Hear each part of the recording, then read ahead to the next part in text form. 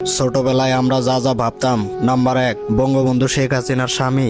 Number 2, সব ম্যাডামরাই স্যারদের বউ। নাম্বার 3, যাদের বিল্ডিং বাড়ি আছে তারা অনেক ধনী। নাম্বার 4, দেশ হলো দুইটা, একটা বিদেশ আর একটা বাংলাদেশ। নাম্বার 5, বিয়ের পর এমনি এমনি বাচ্চা হয়। নাম্বার 6, হাত চুলকাইলে এমনি এমনি টাকা আসে। নাম্বার 7, আমি হাঁটলে চাঁদ শুধু আমার সাথেই চলে। নাম্বার 8, যে তাড়াতাড়ি লেখে সে পরীক্ষায় প্রথম হয়। নাম্বার 9, মাথায় মাথায় ধাক্কা লাগলে সিংহ যায়। নাম্বার 10, মাটির নিচে সত্যিকারের সোনা দানা আছে, এ কারণে আমরা ছোট কোদাল নিয়ে প্রতিদিন গুপ্তধন খুঁজতাম। নাম্বার 11, বাড়ির সামনে পুলিশের ভ্যান দেখলেই মনে হতো আমাকে নিতে আসছে।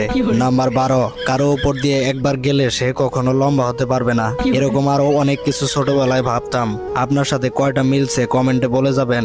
আর ভিডিও ভালো লাগলে শেয়ার এবং ফলো করে সাথেই থাক। ছোটবেলায় আমরা যা যা ভাবতাম। নাম্বার 1, বঙ্গবন্ধু শেখ হাসিনার স্বামী।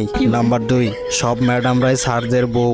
নাম্বার 3, যাদের বিল্ডিং বাড়ি আছে তারা অনেক ধনী। নাম্বার 4, দেশ হলো দুইটা, একটা বিদেশ আর একটা বাংলাদেশ। নাম্বার 5, বিয়ের পর এমনি এমনি বাচ্চা হয়। নাম্বার 6, হাত চুলকাইলে এমনি এমনি টাকা আসে। নাম্বার 7, আমি হাঁটলে চাঁদ শুধু আমার সাথেই চলে। নাম্বার 8, যে তাড়াতাড়ি লেখে সে পরীক্ষায় প্রথম হয়। নাম্বার 9, মাথায় মাথায় ধাক্কা লাগলে সিংহ যায়। নাম্বার 10, মাটির নিচে সত্যিকারের সোনা দানা আছে, এ কারণে আমরা ছোট কোদাল নিয়ে প্রতিদিন গুপ্তধন খুঁজতাম। নাম্বার 11, বাড়ির সামনে পুলিশের ভ্যান দেখলেই মনে হতো আমাকে নিতে আসছে। নাম্বার 12, কারো উপর দিয়ে একবার গেলে সে কখনো লম্বা হতে পারবে না। এরকম আরো অনেক কিছু ছোটবেলায় ভাবতাম। আপনার সাথে কয়টা মিলছে কমেন্টে বলে যাবেন। আর ভিডিও ভালো লাগলে শেয়ার এবং ফলো করে সাথেই থাক।